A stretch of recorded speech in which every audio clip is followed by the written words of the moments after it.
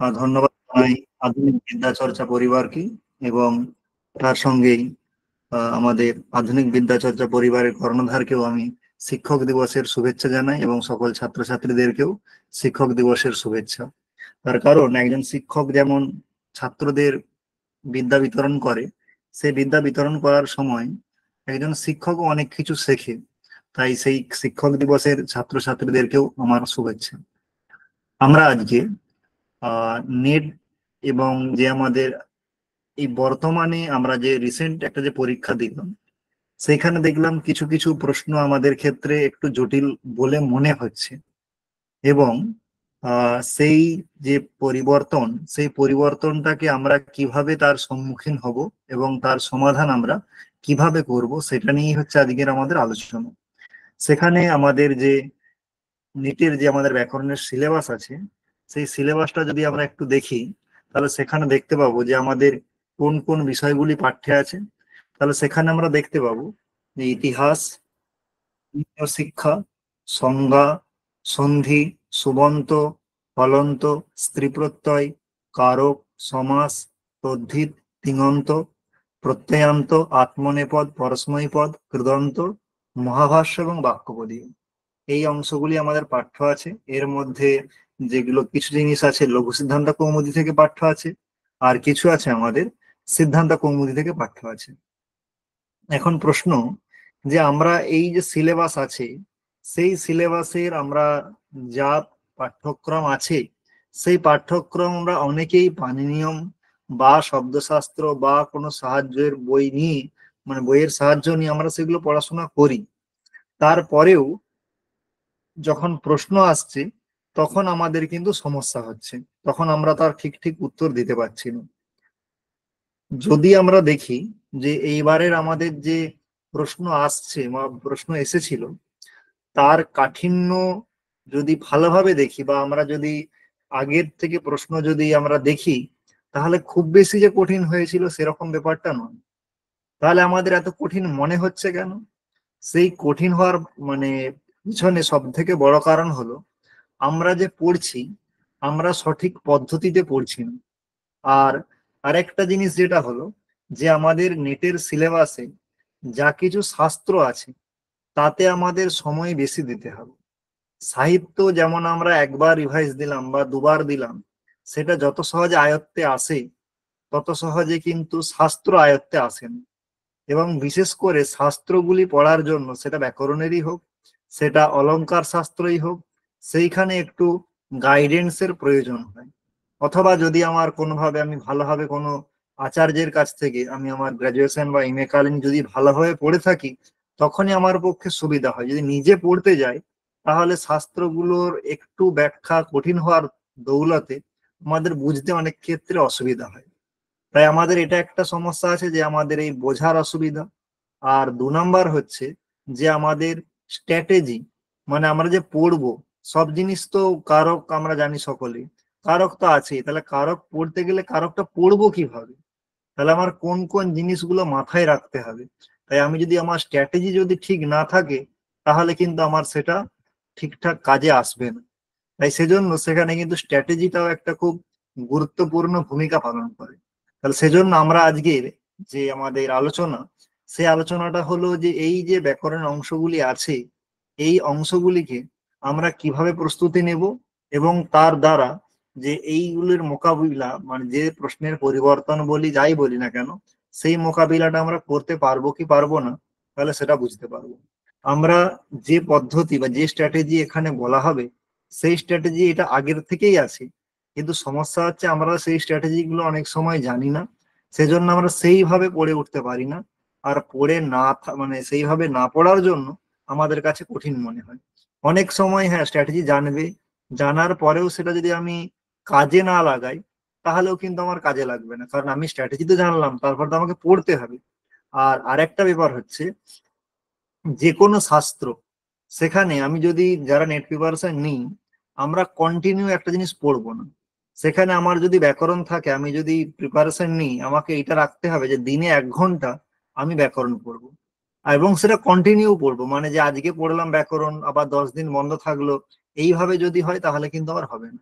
আমাকে কন্টিনিউয়াস পড়তে হবে, এবং এটা আবার বেশি পড়া চলবে না। কেন বেশি পড়া চলবে না, তার পিছনে কারণ হচ্ছে শাস্ত্র তুলনামূলক একটু জটিল হয়। সেজন্য কি হয়, সেজন্য তার যে মানে পড়তে গেলে যে আমাদের মানে শক্তির প্রয়োজন হয় বা যে কনসেন্ট্রেশন পাওয়ারের প্রয়োজন হয়, সেটা খুব বেশিক্ষণ রাখা যায় না, তখন কঠিন বলে মনে হয় এবং বিষয়টার প্রতি আমরা আগ্রহ হারাতে শুরু করি। তার জন্য এখানের পদ্ধতি হচ্ছে স্লো অ্যান্ড স্টেডি। তার মানে হচ্ছে আমরা অল্প অল্প পড়বো, কিন্তু এটা কন্টিনিউয়াস পড়বো। আর এখন যে নেটের আমাদের পরীক্ষার প্রশ্নপত্রের ধরন বা এমসিকিউ পরীক্ষা যতদিন হবে, ততদিন তার একটাই স্ট্র্যাটেজি, সেটা হচ্ছে রিভিশন রিভিশন রিভিশন। রিভিশনের বাইরে কোনো স্ট্র্যাটেজি নেই এমসিকিউ প্রশ্নের উত্তর দেওয়ার জন্য। তাই এখানে আমার মনে রাখার কোনো ব্যাপার নেই, আমার যেটা দরকার সেটা যে চেনার দরকার, যে আমার চারটে অপশন আসবে তার মধ্যে কোনটা ঠিক আমাকে চিনতে হবে। আর আমরা তাকেই চিনতে পারবো যার সঙ্গে আমরা বারবার কি করব, পরিচয় করব, যাকে আমরা বারবার রিভিশন দেব। তারই আমরা কি করতে পারবো, সেগুলি আমার স্মৃতিতে গেঁথে থাকবে। আমার যদিও বিষয়টা মনে না থাকে, আমি যখন অপশন গুলো দেখবো তখন আমার ঠিক মনে পড়বে যে এটা আমি পড়েছিলাম, বাকিগুলো আমি পড়িনি। কারণ আমার দেখলে মনে হবে, আমার না দেখে হয়তো আমি মনে করতে পারবো না, কিন্তু দেখলে আমার মনে পড়ে যাবে। তাহলে সেইখানে যে আমাদের ইতিহাস আছে, তাহলে আমাদের যে মানে ব্যাকরণ সাহিত্যের ইতিহাস, সেই ব্যাকরণ সাহিত্যের ইতিহাস থেকে আমি কোন কোন অংশগুলো আমি দেখব, যেগুলো দেখলে আমার কি হবে, না যেগুলো দেখলে আমি বুঝতে পারবো যে আমি এই এই অংশগুলো যদি পড়ার সময় মাথায় রাখি, তাহলে সেইখানে আমার এর বাইরে থেকে আর কোনো আমার প্রশ্ন আসবে না। তেমন আমরা যদি দেখি ইতিহাসে, তাহলে ইতিহাসে আমাদের ব্যাকরণের ইতিহাসে কতকগুলি আচার্যের নাম দেওয়া আছে। তাহলে সেই আচার্যগুলির কি পরিচয় আমরা জেনে রাখবো। তাহলে সেইখানে আমাকে আচার্যগুলির সম্বন্ধে জেনে রাখতে হবে। দেশ মানে সেই আচার্যগুলি কোন জায়গায় জন্মেছিলেন, তিনি দাক্ষিণাত্য না তিনি উত্তর ভারতীয়, না কোন জায়গায় যদি থেকে থাকে কোথাও। যেমন পাণিনিকে বলা হয় শালাতুরিয়া, তার মানে পাণিনি শালাতুরে জন্মগ্রহণ করেছিলেন। তেমনি আমাদের কাত্যায়নকে বলা হয় দাক্ষিণাত্যে, তিনি দক্ষিণ ভারতীয় ছিলেন। এই ধরনের যে পরিচয়গুলো পাই। কাল, সময়কাল, সময়টা খুবই ইম্পর্টেন্ট। কেন ইম্পর্টেন্ট, তার পিছনে কারণ আছে। সময়টা ইম্পর্টেন্টের পিছনে কারণ হচ্ছে এটাই, যে যখনই আমরা মানে আচার্যদের যে নামগুলো পাচ্ছি, যেমন কৈয়ট, প্রদীপ, কৈয়ট, আমাদের নাগেশ, আমাদের পতঞ্জলি, পাণিনি, এই যে আমরা নামগুলো পাচ্ছি, কি করে না সেই যে আচার্যগণ আছেন তাদের যে কাজ, যেমন আমি যদি ধরে নিই পতঞ্জলির মহাভাষ্য, তেমনি আমাদের বামন জয়াদিত্যের কাশিকা, তেমন হরদত্তের পদমঞ্জরি, ভট্টাচার্য দীক্ষিতের সিদ্ধান্ত কৌমুদী। এটা বলে দিয়ে এরপরে বললো কাল অনুসারে সাজাও। তাহলে যদি আমি এই আচার্যদের কালটা যদি না জানি, তাহলে কিন্তু তাদের কাজগুলোর যে কাল অনুসারে সাজাতেও আমি পারবো না। সেজন্য আমাকে প্রতিটি আচার্যের কাল আমাকে অবশ্যই জেনে রাখতে হবে। কাল বলতে এখানে কত সালে বা কত তারিখে এরকম নয়, অ্যাপ্রক্সিমেট যেটা ইতিহাসে পাওয়া যায়, পূর্বাপর্য জ্ঞানটা যেন আমার থাকে। কে আগে, পাণিনি আগে না কাত্যায়ন আগে? পাণিনি, কাত্যায়ন, পতঞ্জলি, বামন, জয়াদিত্য, এরা যে যে সমস্ত আমাদের আচার্য আছেন, ভট্টাচার্য দীক্ষিত, নাগেশ, এদের মধ্যে কে আগে কে পরে, এই জায়গাটা যেন, এই জ্ঞানটা যেন আমার থাকে। আর এই জ্ঞানটা থাকলে আমাকে যদি কালক্রম অনুসারে আচার্যদেরকে সাজাতে বলে, আমি সেটাও করতে পারবো। আবার যদি আমার তার বইয়ের নাম অনুসারে যদি আমাকে সাজাতে বলে, তাহলে সেটাও আমি কি করতে পারবো, এটা করতে পারবো। তাই আমরা যখন পড়বো, তখন আচার্য কোন দেশে জন্মগ্রহণ করেছেন সেটা মাথায় রাখবো, সেই জিনিসটা আমাদেরকে খুঁজে বার করতে হবে। আমাদের খুঁজে বার করতে হবে কালটা। কাল মানে তাদের যে আচার্যগুলি সিলেবাসে আছে, তাদের মধ্যে পূর্বাপর্য কাল যদি আমি নোট করতে পারি, খুব ভালো কথা। যদি কাল আমার এক্সাক্ট মনে নাও থাকে, কিন্তু পূর্বাপর্যটা যেন অবশ্যই মনে থাকে, মানে কে আগে কে পরে। তারপরে হচ্ছে আমাদের তাদের কৃতি। কৃতি মানে কি? কৃতি মানে হচ্ছে তাদের রচিত কি কি বই আছে, সেগুলিকে মাথায় রাখতে হবে। তার সঙ্গে সঙ্গে যে আচার্য আছেন তার নামান্তর। তার নামান্তর মানে যে তার অন্য নাম কি কি আছে, আর তার যে কৃতি আছে তারও কোনো নামান্তর আছে কিনা, মানে তার যে কাজটি আছে সেই কাজটিকে অন্য কোনো নামে ডাকা হয় কি ডাকা হয় না। এই জিনিসগুলো যদি আমরা মাথায় রাখি, আমাদের ইতিহাস থেকে যাই প্রশ্ন আসুক না কেন, আমরা এর বাইরে কিন্তু আমাদের কোনো কিছু আসবে না। দেশ, তার সঙ্গে সঙ্গে কি বললাম, যে তার কাল সময়, তার কৃতি, কৃতি মানে তার যে কাজকর্ম, যেই লিখিত বই যেগুলি সেগুলি, তার সঙ্গে সঙ্গে তার নিজের নামান্তর, এবং তার সঙ্গে সঙ্গে তার যে কাজ আছে তার নামান্তর। আর যদি কোনোভাবে ইতিহাসে তার কোনো আত্মীয়ের উল্লেখ থাকে, যেমন তার মা এই, তার বাবা এই, তার মামা এই রকম, তার ভাই এরকম যদি আমাদের পরিচয় থাকে, তাহলে সেই আত্মীয়ের পরিচয়গুলো আমাকে কি করে রাখতে হবে? জেনে রাখতে হবে। তাহলে দেশ, কাল, কৃতি, সেই ব্যক্তির মানে সেই আচার্য এবং তার কৃতির নামান্তর এবং তার আত্মীয়, এই পয়েন্টগুলো যদি আমি প্রতিটি আচার্য ধরে ধরে আমার খাতায় নোট করে রাখি, তাহলে ইতিহাস থেকে আমার যাই প্রশ্ন আসুক না কেন, আমার কিন্তু মিস হবে না। আর এই যে মানে নামগুলো বা যে আচার্যগুলি আছেন, সেই আচার্যগুলির নাম বা তার সম্বন্ধে জানার জন্য আমরা কোন বই দেখতে পারি? তাহলে সেখানে আমাদের খুবই একটা সহজলভ্য বই আছে, দেবকুমার দাস, তার সংস্কৃত সাহিত্যের ইতিহাস, সেখান থেকে দেখতে পারি। অথবা আমাদের একটা ব্যাকরণ দর্শন ইতিহাস বলে একটি বই আছে গুরুপদ হালদারের, গুরুপদ হালদার মহাশয়, ওনার লেখা বাংলায় একটি বই আছে ব্যাকরণ দর্শন ইতিহাস। তাই সেই আচার্যের এই যে তথ্যগুলি বলা হলো, সেই বই থেকে যদি আমরা সংগ্রহ করে রাখি, একটি চার্ট বানিয়ে রাখি, তাহলে কিন্তু আমাদের যাই প্রশ্ন আসুক না কেন, আমাদের কিন্তু অসুবিধা হবে না, সেখানে কিন্তু আমরা উত্তর করতে পারবো। তাহলে সেখানে আমরা ইতিহাস থেকে আমরা কিভাবে পড়বো, তাহলে আমরা বুঝতে পারলাম। যদি ইতিহাস থেকে আমরা আগের যদি মানে যা প্রশ্ন এসছে, আমরা যদি একটু প্রশ্নগুলোও দেখি যে আগের প্রশ্ন কি এসছে না এসছে, তাহলে সেখানেও আমরা দেখতে পাবো যে এইরকম কিন্তু অনেক জায়গায় এসছে। যেমন 2023-এ একটা প্রশ্ন এসেছিল যে মহাভাষ্য প্রদীপোদ্য, মহাভাষ্য দীপিকা, কাশিকা, বিবরণ পঞ্চিকা আর পদমঞ্জরি, এই বইগুলি কাল ক্রম অনুসারে সাজান। তাহলে আমাকে তার আগে জানতে হবে কোন আচার্যের কোনটা লেখা, মানে প্রদীপ কৈয়ট কি লিখেছেন, নাগেশ ভট্ট কি লিখেছেন, বামনাচার্য কি লিখেছেন, সেগুলো জেনে রাখতে হবে। তার সঙ্গে সঙ্গে আমি ওই যে বললাম যে নামান্তর কেন বলছি, যেমন জিনেন্দ্র বুদ্ধি কি করেছেন, কাশিকার উপরে দুটি টিকা লিখেছেন। একটি হচ্ছে প্রসিদ্ধ টিকা ন্যাস, আর একটি টিকার নাম হলো পদমণি। ন্যাস টিকা লিখেছেন জিনেন্দ্র বুদ্ধি, আর পদমঞ্জরি রচনা করেছেন হরদত্ত। তাহলে এখন যদি বলা হয় যে ন্যাসের রচয়িতাকে, তখন বলে দেব যে আমরা কি জিনেন্দ্র বুদ্ধি। যদি বলা হয় বিবরণ পঞ্জিকা, তার রচয়িতাকে, তখন আমরা কনফিউজ হয়ে যাব। কেন কনফিউজ হয়ে যাব? তার কারণ আমরা ন্যাসের ওই ন্যাস নামটি জানি, তার নামান্তর যেটা সেটা আমাদের জানা নেই, যে ন্যাসকেই কি নামে ডাকা হয়, বিবরণ পঞ্জিকা নামে ডাকা হয়। তাই বিবরণ পঞ্জিকাও যা, ন্যাস টিকাও তাই। তাই সেজন্য নামান্তর গুলো যদি আমি না জেনে থাকি, তাহলে কিন্তু আমার কি হয়ে যাবে, সমস্যা হয়ে যাবে। যেমনই আমাদের মানে কাত্যায়ন, আমরা জানি কাত্যায়ন বার্তিক লিখে জিজ্ঞাসা করা হয় বার্তিককার কে, তখন আমরা বলে দিই কাত্যায়ন। যদি জিজ্ঞাসা করে বাক্যকার কে, পাণিনি, কাত্যায়ন, পতঞ্জলি, ভর্তৃহরি, তখন আমরা বলতে পারি না। কেন? তাহলে বাক্যকার কাকে বলা হয়, বাক্যকার ও কাত্যায়নকেই বলা হয়। তার কারণ বার্তিকে অপর নাম বাক্য বলা হয়, এবং বাক্যের ডেফিনেশন কাত্যায়ন দিয়েছিলেন বলে কাত্যায়নের অপর নাম বাক্যকার। তাহলে যদি আমাকে বাক্যকার জিজ্ঞাসা করে, তখন আমি কনফিউশন হয়ে যাবো। তাই আমাকে এগুলো জেনে রাখতে হবে। তেমনি আত্মীয় অনেক সময় দিয়ে দিল হয়তো নাগেশ ভট্টের পিতার নাম কি, অথবা দিয়ে দিল পাণিনি ভাইয়ের নাম কি। তাহলে পাণিনির ভাইয়ের নাম ছিল পিঙ্গল মুনি, তাহলে পিঙ্গল মহাশির সূত্রায় ছন্দস সূত্র। পাণিনির মাতুল কে ছিলেন, মামা, তাহলে পাণিনির মাতুল ছিলেন ব্যাডি। তাহলে ব্যাডির লেখা বইয়ের নাম কি, বইটির নাম কি, তার বইটির নাম হলো সংগ্রহ। তাহলে এই ধরনের তাদের আত্মীয় এবং তাদের দেশ, তাদের কাল, কৃতি, নামান্তর, এই জিনিসগুলো যদি আমরা মাথায় রাখি, যে বইগুলিও বললাম, সেই বই থেকে যদি আমরা এই তথ্যগুলো সংগ্রহ করে রাখি, তাহলে ইতিহাস থেকে আমাদের কিন্তু কোনোভাবেই আটকাবে না। তারপরে আমাদের কি আসছে, তারপরে আমাদের আসছে পাণিনীয় শিক্ষা। তাহলে সেই পাণিনীয় শিক্ষা যেটা আছে, তার থেকে আমরা কিভাবে চর্চা মানে বা কি নিয়ে মানে কি কোন কোন বিষয়গুলো যখন পাণিনীয় মানে শিক্ষা পড়বো, তখন সেখানে কোন কোন বিষয়গুলো আমাকে মনে রাখতে হবে আর কোনগুলোকে আমি ইগনোর করতে পারি। তাহলে সেইখানে পাণিনীয় শিক্ষা যখন পড়বো, তাহলে আমাদেরকে আগে বুঝতে হবে পাণিনীয় শিক্ষা জিনিসটা কি। তাহলে পাণিনীয় শিক্ষা জিনিসটা আমরা সকলেই জানি, শিক্ষা শাস্ত্র হচ্ছে উচ্চারণ শাস্ত্র। তাহলে সেখানে উচ্চারণ নিয়ে মানে কোন বর্ণের কিভাবে উচ্চারণ হবে বা না হবে, সেটা নিয়েই শিক্ষাশাস্ত্র প্রবৃত্ত হয়।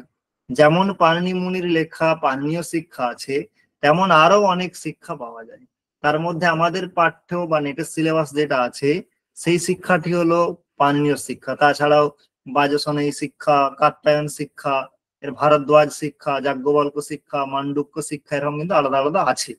তাহলে সেই যে পাণিনীয় শিক্ষা আমরা যখন পড়বো, তাহলে সেই পাণিনীয় শিক্ষা পড়ার সময় আমরা কোন কোন বিষয়গুলি মাথায় রাখবো, মানে আমাদের মেইনলি মনে রাখতে হবে। সেখানে পাণিনীয় শিক্ষার পড়তে গেলেই যেটা আমাদের প্রথম মনে রাখতে হবে, যে বিভিন্ন বর্ণের এখানে বৈশিষ্ট্য দেখানো, স্বরবর্ণ তার বৈশিষ্ট্য কি, ব্যঞ্জন বর্ণ তার বৈশিষ্ট্য কি। উপরন্তু বর্ণের সংখ্যা আমরা যদি দেখি, আমাদের ব্যাকরণে যে বর্ণের সংখ্যা আর মানে পাণিনীয় শিক্ষা, তাতে বর্ণের সংখ্যা কিন্তু এক নয়, সেখানে কিন্তু আলাদা। কারণ যদি আমরা দেখি আমাদের ব্যাকরণে অ ইউন রিল রিক ইয়ং ওয়ুচ হয়াবারাট লন ইয়ামাঙ্গনম, এই যে বর্ণের যে আমাদের নির্দেশ করা হয়েছে মাহেশ্বর সূত্রে, শিক্ষার সঙ্গে পাণিনীয় শিক্ষার যে বর্ণের সংখ্যা, সেই সংখ্যা কিন্তু ম্যাচ করবে না। সেখানে দেখা যাবে যে সেখানে বর্ণের সংখ্যা বলা যে 63 অথবা 64, তাহলে সেখানে এইটা কিন্তু মাথায় রাখতে হবে যে 63 64 স্বরবর্ণের সংখ্যা কটি। তাহলে সেখানে আবার প্রশ্ন আসতে পারে যে 63 আর 64 এই মতভেদের কারণ কি, কোন বর্ণের কারণে মতভেদ হলো। তার মানে বর্ণের বৈশিষ্ট্য, বর্ণের সংখ্যা, এই জায়গাটা আমাকে কি রাখতে হবে, ফোকাসে রাখতে হবে। আর একটা ফোকাসে রাখতে হবে উচ্চারণ স্থান। উচ্চারণ স্থান আমরা যখন ব্যাকরণে পড়বো, সেখানেও কিন্তু আমরা উচ্চারণ স্থান পাবো, অকুহা বিসর্জনীয় নাম, কণ্ঠ ইচুয়াশা নাম, তালু। কিন্তু কিছু ক্ষেত্রে পাণিনীয় শিক্ষার যে উচ্চারণ স্থান, সেটা কিন্তু ব্যাকরণের থেকে একটু ডিফারেন্ট হয়, একটু আলাদা হয়। তাহলে সেই যে পার্থক্যটা, সেটা যখন আমি পাণিনীয় শিক্ষা পড়বো, তখন যেন আমি মাথায় রাখি। তাহলে বর্ণের বৈশিষ্ট্য, বর্ণের সংখ্যা নিয়ে যা চর্চা আছে, উচ্চারণ স্থান নিয়ে যেটা চর্চা আছে। আর আমাকে যেটা মাথায় রাখতে হবে, সেটা হচ্ছে ওখানে পাঠকের বৈশিষ্ট্য নিয়ে আলোচনা করা হয়। পাঠকের বৈশিষ্ট্য বলতে, যেখানে যে একজন পাঠক, মানে যিনি পড়েন কোনো কিছু, যেন কাব্য পাঠ করা, সেই কাব্য পাঠ যখন করা হবে বা যে কোনো কিছু পাঠ করা হবে, তখন কে উত্তম পাঠক হবেন এবং কে অধম পাঠক হবেন, মানে কি কি গুণ থাকলে তাহলে তাকে আমরা উত্তম পাঠক বলবো। তাহলে যার স্পষ্ট উচ্চারণ হবে, যার গলায় মাধুর্য থাকবে, এরকম অক্ষর ব্যক্তি মাধুর্যম, এইরকম 6টি গুণ দেওয়া আছে, এই 6টি গুণ যার থাকবে তাকে উত্তম পাঠক বলা হবে। তেমনি গীতি শীঘ্রী শিরকম্পী, যে পড়ার সময় গান করে, যে শীঘ্র পড়ে দেয়, যে শিরকম্পী মানে যখন সে পড়ে তখন মাথা নেড়ে নেড়ে, মানে মাথা দুলিয়ে দুলিয়ে পড়ে, তাহলে এগুলো আবার দোষ। তাই এগুলো হচ্ছে অধম পাঠকের লক্ষণ। তাহলে এখান থেকে কেমন ভাবে প্রশ্ন আসতে পারে, সেখানে 4টে বৈশিষ্ট্য দিয়ে দিল, দিয়ে বলল এটা উত্তম পাঠকের, এদের মধ্যে গুণ কোনটা, উত্তম পাঠকের এদের মধ্যে গুণ কোনটা। অথবা একটা গুণ দিয়ে বললো এর মধ্যে অধম মানে পাঠক যে, তার গুণ কোনটা বা তার দোষ কোনটা। দেখা গেল 3টে গুণ দিয়েছে, একটাই দোষ দিয়েছে, সেখানে নির্ণয় করতে হবে। তাহলে সেইখানে আমাদের অথবা একটা বৈশিষ্ট্য দিয়ে দিল যে এটা কাকে বোঝায়, উত্তম পাঠককে বোঝায়, অধম পাঠককে বোঝায়, উভয়কেই বোঝায়, কাউকে বোঝায় না। তাই এগুলো আমাদের, তাই পাঠকের বৈশিষ্ট্য নিয়েও আমাদের একটু দেখে রাখতে হবে। আর একটা বিষয় আমাদের যেটা পাণিনীয় শিক্ষার থেকে মাথায় রাখতে হবে, সেটা হচ্ছে বিসর্গের যে বিভিন্ন পরিবর্তনের কথা কোথায় বলা হয়, যে পাণিনীয় শিক্ষাতে বলা হয় যে বিসর্গের নানাবিধ পরিবর্তনের মানে গল্প এখানে বলা হয়েছে। একটা বিসর্গ 8 রকম ভাবে পরিবর্তিত হতে পারে, 8 রকম তার গতি হতে পারে। সেটা কোথায় দেখানো, যে পাণিনীয় শিক্ষা। তাহলে বিসর্গের যে 8 প্রকার গতি, সেই গতিটা কিন্তু আমাদের দেখে রাখতে হবে। আমরা যদি আগের প্রশ্ন, মানে যদি একটু আমরা অ্যানালাইসিস করি, তাহলে সেখানে দেখবো যে 2018-তে আমাদের প্রশ্ন এসেছিল যে পাণিনীয় শিক্ষাতে স্বরবর্ণের সংখ্যা কয়টি। তাহলে সেখানে আমরা যদি মাহেশ্বর সূত্র পড়ে স্বরবর্ণের সংখ্যা নির্ণয় করি, তাহলে আমাদের কি হবে, অ ই উ রিল রি এ ও ওই ও, তাহলে 10টা হবে। কিন্তু 10টা পাণিনীয় শিক্ষাতে 10টা নয়, পাণিনীয় শিক্ষাতে স্বরের সংখ্যা কিন্তু একবিংশতি, 21টা। তাহলে সেইটা আমি যদি পড়ি তবেই আমি কি করতে পারবো, বলতে পারবো। একবার প্রশ্ন এসেছিল 2019-এ যে পাণিনীয় শিক্ষার মতে বিসর্গের কত ধরনের পরিবর্তন হয়, 3 ধরনের, 7 ধরনের, 8 ধরনের, 9 ধরনের। তাহলে যে জানে সে বলতে পারবে 8 ধরনের। তাহলে এইরকম কিন্তু প্রশ্ন আসে। তাহলে পাণিনীয় শিক্ষা যখন আমরা পড়বো, তখন এই জিনিসগুলি কিন্তু আমরা মাথায় রাখবো। আর যে কোনো পাণিনীয় শিক্ষা আমরা যদি মানে আমরা কোনটা ফলো করতে পারি, যে কোনো পাণিনীয় শিক্ষা আমরা নেব, প্রতিটি শ্লোকের বাংলা অনুবাদ আমরা পড়ে নেব। তার মধ্যে বিশেষ করে রিভিশন কোনগুলো দেব, যেগুলো বলা হলো, যে বর্ণের সংখ্যা, বর্ণের বৈশিষ্ট্য, বর্ণের যে আমাদের মধ্যে যে মানে উচ্চারণ স্থান বর্ণের, সেই উচ্চারণ স্থান মাথায় রাখবো। তার সঙ্গে সঙ্গে বিসর্গের মধ্যে যে পরিবর্তনটা হয় বিসর্গে, তাহলে সেই বিসর্গের পরিবর্তন মাথায় রাখবো। আর পাঠকের বৈশিষ্ট্য আর একটু ছোট করে আমাদের মনে রাখতে হবে, সেখানে বিভিন্ন স্বরের কথা বলে, ধৈবত মানে এই ধরনের যে স্বরগুলি বলা হয়েছে, তাহলে সেই স্বরগুলির বিভিন্ন প্রাণীর সঙ্গে তুলনা করে, যে ধৈবত স্বর এই প্রাণীর, সেই রকম যে কোন প্রাণীর সঙ্গে কি তুলনা করা হয়েছে, এই জায়গাগুলি যদি আমরা প্রাণীর শিক্ষাতে প্রকাশ করি, বাদ বাকিগুলো যদি শুধুমাত্র আমরা রিভাইজ একবার দুবার দিয়ে ছেড়ে দিই, তাহলে আমাদের কোনো অসুবিধা নেই। কিন্তু এই যে জায়গাগুলো বললাম, সেগুলো একটু কিন্তু একাধিকবার রিভিশন দিতে হবে। তারপরে আমাদের কি প্রকরণ আসছে? তারপরে আমাদের আসছে সংজ্ঞা প্রকরণ। তাহলে সংজ্ঞা প্রকরণ থেকে আমরা কোন কোন বিষয়গুলোর উপরে ফোকাস করব, মানে সংজ্ঞা প্রকরণ যখন আমরা পড়বো, তাহলে সেখানে আমার কোন কোন বিষয়গুলো আমাদের মাথায় রাখতে হবে। তাহলে এইখানে একটা জিনিস মানে বলে রাখি, সেটা হচ্ছে সংজ্ঞা প্রকরণ নেটের সিলেবাসে যেটা আছে, সেইখানে নেটের সিলেবাসে সংজ্ঞা প্রকরণের কিছু সংজ্ঞা নির্দিষ্ট করা আছে। সেখানে গুণ, বৃদ্ধি, প্রাতিপদিক এরকম করে কিন্তু কতগুলি সংজ্ঞা বলে দেওয়া আছে। যদিও সেখানে সংজ্ঞা ফিক্সড করে দেওয়া আছে, কিন্তু নেটের যদি আমরা দীর্ঘদিনের প্রশ্ন অ্যানালাইসিস করি, তাহলে দেখতে পাবো শুধুমাত্র ওই সংজ্ঞাগুলি নয়, সিদ্ধান্ত কৌমুদীর সংজ্ঞা প্রকরণে যে সংজ্ঞা আছে সেটা যদি নেটের সিলেবাসে নাও থেকে থাকে, তা সত্ত্বেও সেখান থেকে কিন্তু প্রশ্ন এসে থাকে। তাই যখন আমরা সংজ্ঞা প্রকরণ পড়বো, সিদ্ধান্ত কৌমুদীর সংজ্ঞা প্রকরণে যে সূত্রগুলো আছে, সেই সূত্রগুলোর অবশ্যই আমরা শব্দশাস্ত্র থেকে অথবা পাণিনিয়ম থেকে অথবা অন্য কোনো ভাবে তার অর্থগুলো কিন্তু আমরা দেখে নেব। এই সংজ্ঞা প্রকরণ পড়তে গিয়ে আমাদের কোন কোন জিনিসগুলো বিশেষ করে মাথায় রাখতে হবে? বিশেষ করে সংজ্ঞা প্রকরণ পড়তে গেলে আমাদের যেটা সব থেকে বেশি গুরুত্বপূর্ণ, সেটা হচ্ছে সংজ্ঞা এবং সঙ্গী। আমরা যে কোনো জানি যে কোনো সংজ্ঞা সূত্র 6 প্রকার: সংজ্ঞা, পরিভাষা, বিধি, নিয়ম, অতিদেশ, অধিকার। তার মধ্যে যেগুলো সংজ্ঞা সূত্র, সেখানে দুটো পার্ট হয়, একটাকে বলা হয় সংজ্ঞা আর একটাকে বলা হয় সঙ্গী। সংজ্ঞা বলতে নাম, সংজ্ঞা বলতে নাম, আর যার নাম তাকে সঙ্গী বলা হয়। যেমন একজনের নাম লতা, তার এখানে সঙ্গীকে ল, অ, ত, আ এই বর্ণ সমষ্টিটা হলো সংজ্ঞা। আর সঙ্গী হচ্ছে যে ব্যক্তি, ব্যক্তি বলতে হাত, পা, চোখ, নাক, কান, মুখ বিশিষ্ট রক্ত মাংসের যে পিণ্ড, সেইটি হলো সঙ্গী, কারণ তার নাম লতা। ঠিক সেরকম ব্যাকরণেও সংজ্ঞা মানে নাম, যার নাম তাকে সঙ্গী বলা হয়। যেমন একটা প্রসিদ্ধ সূত্র বৃদ্ধির আদৈচ, তাহলে সেখানে বৃদ্ধি হচ্ছে সংজ্ঞা, আদৈচ হচ্ছে সঙ্গী। তাহলে বৃদ্ধি নাম হয়, কার নাম হয়? আদৈচের, আ ওই ও। তাহলে এখানে আদৈচ হলো সঙ্গী আর বৃদ্ধি হলো সংজ্ঞা। তেমনি প্রতিটি যে সংজ্ঞা সূত্র আছে যেটা আমাদের সিলেবাসে এবং তার সঙ্গে সিদ্ধান্ত কৌমুদীর সংজ্ঞা প্রকরণে, প্রতিটি সূত্রের সংজ্ঞা সঙ্গী আমাকে নির্ণয় করে নিতে হবে, যে এই সূত্রের এইটি সংজ্ঞা আর বাদ বাকিগুলি হলো সঙ্গী। আর তার সঙ্গে সঙ্গে যে সংজ্ঞাটি হচ্ছে, সেই সংজ্ঞার যে সঙ্গী, তার একটু আর্থিক বিশ্লেষণ, তার অর্থগুলো যেন আমরা একটু জেনে রাখি। যেমন আমার যদি সবর্ণ সংজ্ঞা আমরা যদি দেখি, আমি সিম্পল উদাহরণ দিচ্ছি, তাহলে সেখানে সূত্রটা আছে তুল্যে আসছে প্রয়ত্নম সবর্ণম। তাহলে সেখানে প্রশ্ন আসতে পারে আশ্ব শব্দের অর্থ কি, প্রয়ত্ন শব্দের তাৎপর্য কি, তার আশ্ব শব্দের অর্থ উচ্চারণ স্থান, প্রয়ত্ন শব্দের অর্থ আভ্যন্তর যত্ন। তাহলে এই ধরনের কিন্তু তাৎপর্য জিজ্ঞাসা করতে পারে, অথবা জিজ্ঞাসা করতে পারে যেমন ধরো হলোনন্তরা সংযোগ, তাহলে সংযোগ সংজ্ঞা কার হয়? তাহলে যেখানে একটা বর্ণের হয়, দুটো বর্ণের হয়, যেমন বলে দিল শিক্ষা, তাহলে তালব্যস্য ই ক মূর্ধন্যস্য আ, এখানে সংযোগ সংজ্ঞা কার আছে? কয়ের আছে, মূর্ধন্য শয়ের আছে, দুটোরই আছে, কারণ নেই। তাহলে সংযোগ সংজ্ঞা কার আছে? ক মূর্ধন্য সেই দুটোরই আছে।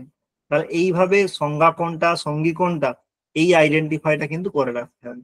আর যে কোনো একটা মানে বাদ বাকি ওই রিলেটেডই তোমার প্রশ্ন আসে, যেমন যে কোনো একটা ধরো এখন বৃদ্ধি কাকে বলে, আ ওই ও কে, তাহলে সেখানে দিয়ে দেবে যে অ আ ওই ও এর মধ্যে বৃদ্ধি কোনটা নয়। তাহলে এখানে দেখবো অদেং গুণ ও হচ্ছে গুণ, তাহলে অ আ ওই ও এর মধ্যে অটা গুণ ওটা বৃদ্ধি নয়। তাহলে এইরকম ভাবে কিন্তু প্রশ্ন আমাদের আসে। এইখানে কিন্তু জটিলতা সেরকম নেই। এখানে মেনলি যেটা আমাদের মানে বইয়েতেও আমরা সচরাচর পাই না, সেটা সংজ্ঞা সঙ্গী। সেই জিনিসটা আমাদের একটু আইডেন্টিফাই করে রাখতে হবে। বাদ বাকি সূত্রের সাধারণ অর্থ যদি দেখে রাখি, তার থেকে আমাদের যেটা হয়ে যাবে, তার থেকে আর আমার অতিরিক্ত কিছু করার দরকার নেই। আর এখানেও মানে অনুসরণযোগ্য বই হচ্ছে সিদ্ধান্ত কৌমুদী, সিদ্ধান্ত কৌমুদীকে অনুসরণ করতে হবে। তার যে কোনো বাংলা ব্যাখ্যা, অথবা মানে বাংলা ব্যাখ্যা মানে কি মূলের অর্থটুকু, অথবা শব্দশাস্ত্র পাণিনিয়ম এদের সাহায্যও নেওয়া যেতে পারে। তারপরে আমাদের আছে সন্ধি। তাহলে নেটের জন্য আমরা সন্ধি কিভাবে করব? তাহলে আমরা যদি একটু খেয়াল করে দেখি যে যখন আমরা মানে এসএসসির জন্য নিই, সেখানে আমরা কি করি, এসএসসির জন্য আমাদের কোন কার সঙ্গে কার যোগ করে কি রূপ হয় সেটুকুতে আমরা শুধু ফোকাস করি। কিন্তু যখন আমরা নেট পড়বো তখন সেখানে যেমন যদি যুক্ত অপি কি রূপ হবে, যদ্যপি হবে। তাহলে এখানে কিন্তু উদাহরণ থেকে জানলে হবে, এখানে সূত্র অনুসারে পড়তে হবে। আমাদের এসএসসি তে কি হয়, যেমন ইয়দি অপি, এখানে যদ্যপি হয়েছে, কোন সূত্র দ্বারা হলো, ইকো এনার্জি এর দ্বারা হলো। এরকম না, এখানে ইকো এনার্জি সূত্র, তার কি উদাহরণ, এইভাবে পড়তে হয়। সেখানে প্রতিটি সূত্র, তার সামান্য অর্থ, উদাহরণ, এটা আমাকে রিভাইজ দিতে হবে। প্রতিটি সূত্র, তার সামান্য অর্থ, উদাহরণ। আমাকে মেনলি আমাকে কোন কোন জিনিসগুলো মাথায় রাখতে হবে সন্ধি পড়ার সময়। যে কোনো সন্ধি হচ্ছে প্রতিটি সন্ধির বিধায়ক সূত্র। যেমন ইয়ন সন্ধি হচ্ছে, ইয়ন সন্ধির সূত্র কি আছে, ইকো ইয়ন আছে। গুণ সন্ধি, তার কি সূত্র আছে, আদ্গুণ। বৃদ্ধি সন্ধি, তার কি সূত্র আছে, পূর্বরূপ, তার কি সূত্র আছে, পররূপ, তার কি সূত্র আছে। তাই অবশ্যই সব জায়গায় সূত্র জেনে রাখতে হবে।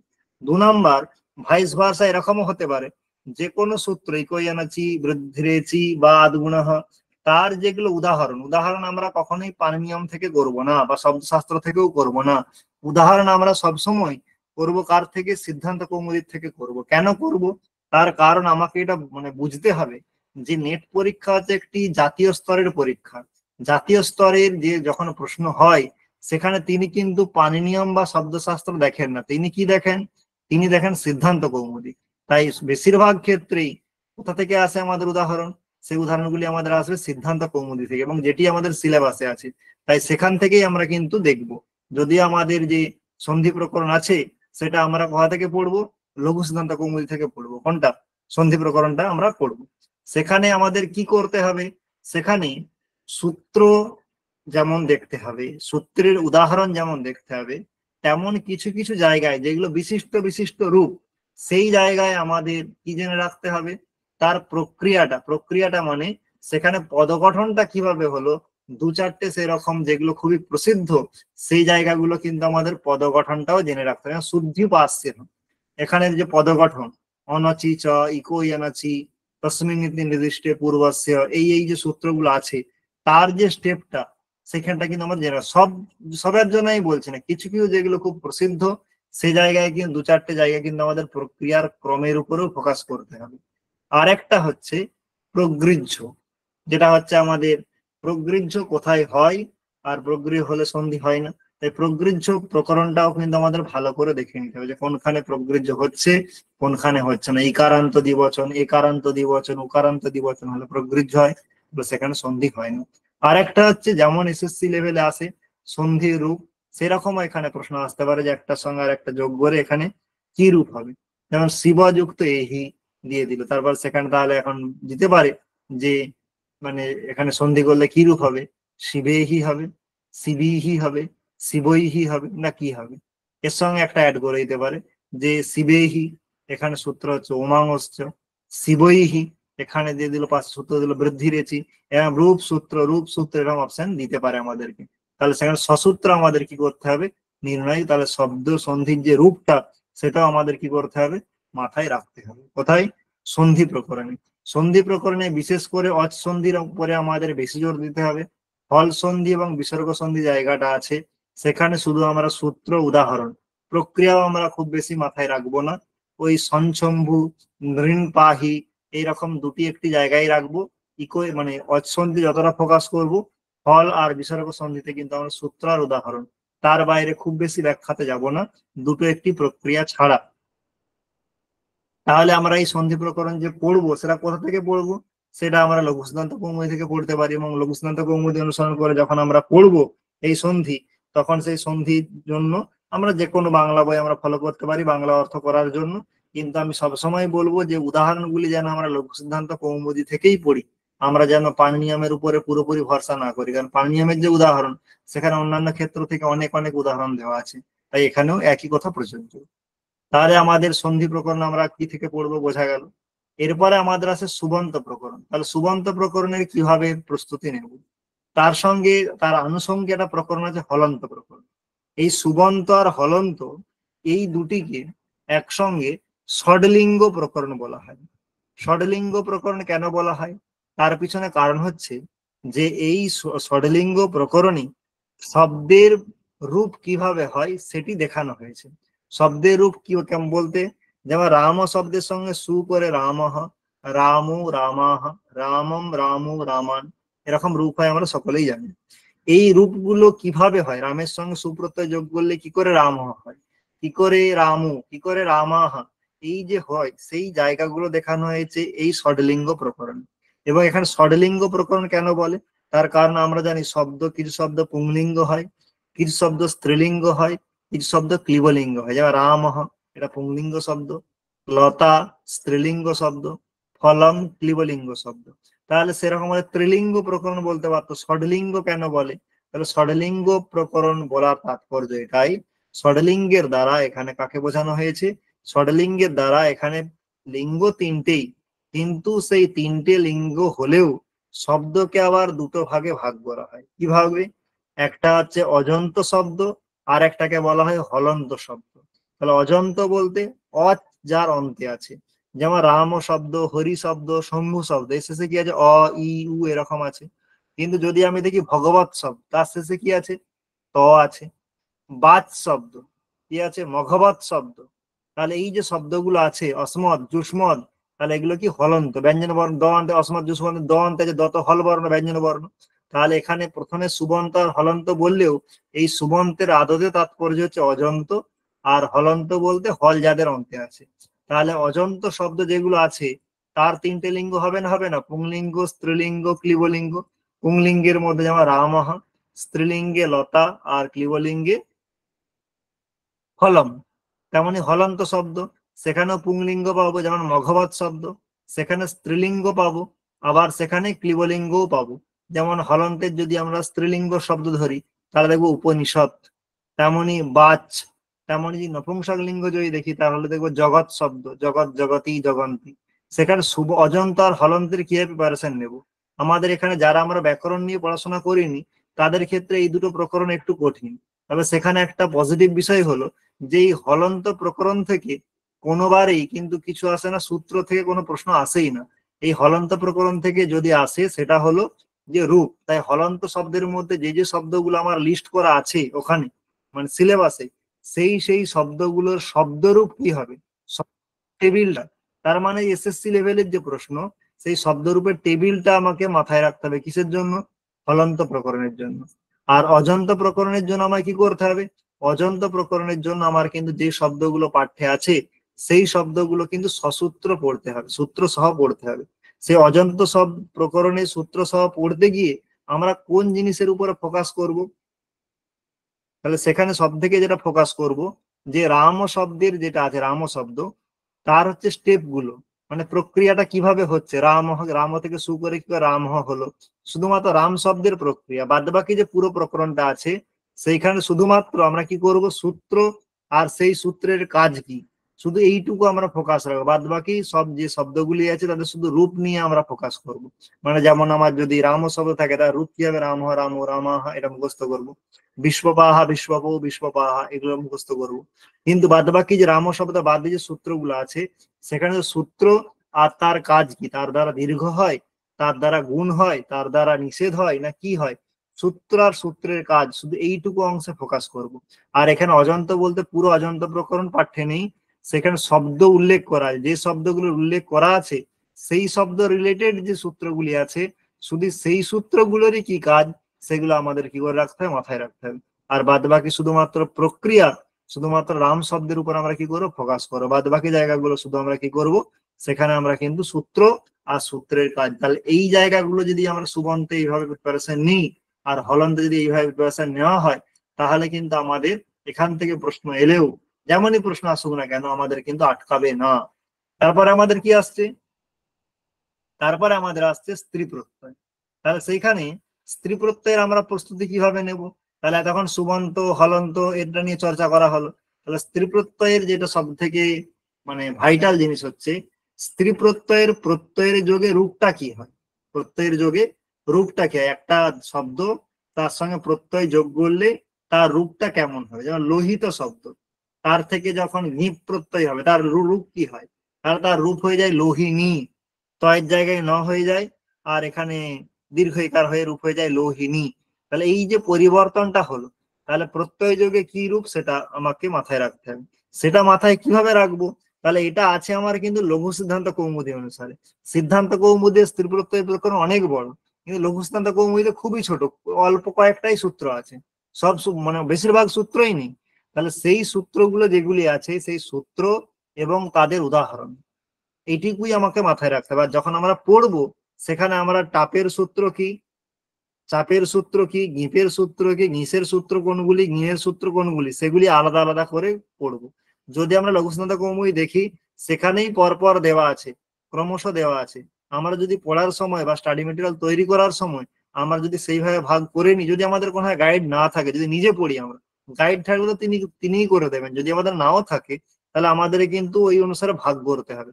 যেমন এইবারে একটা আমাদের মানে এই রিসেন্ট নেটে আমাদের একটা প্রশ্ন পেয়েছিলাম যে মানে সূত্র দিয়ে বলছে লঘু সিদ্ধান্ত কৌমুদীর ক্রম অনুসারে সাজাও।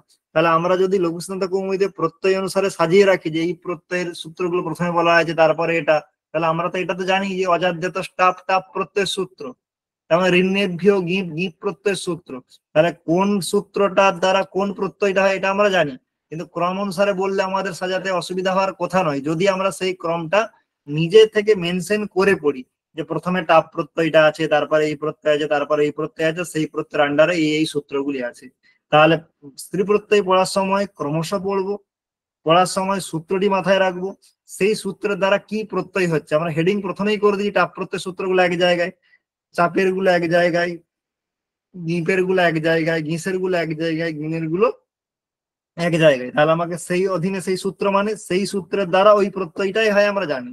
তার সঙ্গে সঙ্গে আমাকে লঘু সিদ্ধান্ত কৌমুদী যে সূত্রের উদাহরণগুলি দেওয়া আছে, সেই উদাহরণগুলো মাথায় রাখতে হবে। তাহলে সূত্র, তার দ্বারা কি প্রত্যয় হচ্ছে, আর তার উদাহরণ, এই তিনটে জিনিস যদি আমি স্ত্রী প্রত্যয় প্রকরণে মাথায় রাখি, তাহলে স্ত্রী প্রত্যয় প্রকরণ থেকে আমাকে যাই প্রশ্ন করবো না কেন কোনো আমার সমস্যা হবে না। আর এখানে উদাহরণ বলতে গিয়ে একটা কথা আমাদের মাথায় রাখতে হবে, যে উদাহরণের মধ্যে স্ত্রী প্রত্যয় প্রকরণে দু চারটি ভ্যারাইটি আছে, সেই ভ্যারাইটি গুলোর কোথাও একটু মাথায় রাখতে হবে। কেমন, যেমন শূদ্রা শূদ্রী, তাহলে সেখানে শূদ্রা কাকে বলা হয়, শূদ্রের কন্যা কি, শূদ্রী কাকে বলা হয়, শূদ্রের স্ত্রী কি। তাহলে কখনো স্ত্রী অর্থে স্ত্রী প্রত্যয় হয়, কখনো কন্যা অর্থে স্ত্রী প্রত্যয় হয়, আবার কখনো অন্য অর্থেও স্ত্রী প্রত্যয় হয়। যেমন তোমরা পাবে দুষ্টহ যবহ যবানি, যবনানাম লিপিহি যবনানি। তাহলে এই যে যবনানি, এখানে কিন্তু যবনের স্ত্রী যবনানি নয়, যেমন ইন্দ্রের স্ত্রী ইন্দ্রাণী, ভবের স্ত্রী ভবানী, তেমন কিন্তু যে যবনের স্ত্রী যবনানি নয়, সেখানে যবনানাম লিপি, অর্থাৎ লিপি অর্থেও স্ত্রী প্রত্যয় হয়। আবার যেমন অরণ্যানি, তাহলে অরণ্যানি এখানে স্ত্রী প্রত্যয় কি অরণ্যের স্ত্রী অরণ্যানি না, সেখানে বলা হয়েছে মহৎ অরণ্যম, বড় বনকে কি বলা হয়, অরণ্যানি। তাহলে এই যে কিছু কিছু যে আছে যেগুলো খুব কম সেগুলো সংখ্যায়, তাহলে যেগুলো অর্থের একটু ভ্যারাইটি আছে, সেই অর্থের ভ্যারাইটি গুলো একটু খেয়াল রাখতে হবে, এবং সেটা মূল লঘু সিদ্ধান্ত কৌমুদীতেই আছে। তার যদি টেক্সটে তোমরা বাংলা অর্থ পড়ো এগুলো সহজে পেয়ে যাবে। তাই এটা শুধু আমি মাথায় এর জন্য তোমাদের ঢুকিয়ে দিতে চাইছি যে কোনগুলো তোমরা ফোকাস করবে। তাহলে সূত্র, তার দ্বারা কি প্রত্যয় হচ্ছে, তার কি উদাহরণ, আর উদাহরণটার অর্থটা কি। নর্মালি তো স্ত্রী অর্থে হয়, কিন্তু যদি বিশেষ কোনো, যেমন এই যে দুষ্ট জবাহ, জবানি, জবানি মানে জবে স্ত্রী নয়, এই বিশেষ বিশেষ জায়গাগুলো আছে, এগুলো যদি আমরা একটু খেয়াল রাখতে পারি তাহলে স্ত্রী প্রত্যয় থেকে আর আমাদের কোনো সমস্যা হবে না। আর এখানে এটাই একটা পজিটিভ দিক যে স্ত্রী প্রত্যয় আমাদের লঘু সিদ্ধান্ত কৌমুদী থেকে আছে, যেখানে সূত্র সংখ্যা অনেকটাই কম। তারপরে আমাদের কি আছে, তারপরে আমাদের আছে কারক প্রকরণ। তাহলে এখানে যাওয়ার আগে আমি এতক্ষণ যেটা বললাম তার এগেনস্টেই কারো কোনো প্রশ্ন হয় যে এই জায়গাটাতে এরকম কিছু সমস্যা আছে বা কিছু মনে হচ্ছে, যদি কারো কিছু প্রশ্ন থাকে তাহলে বলতে পারো, নাহলে আমরা কারকে আবার কিভাবে কারক থেকে কিভাবে প্রস্তুতি নেব তাতে চলে যাবো। কারো কোনো ডাউট আছে যে এই যতটা বলা হলো তার মধ্যে কোনো কিছু যে জিজ্ঞাসা আছে?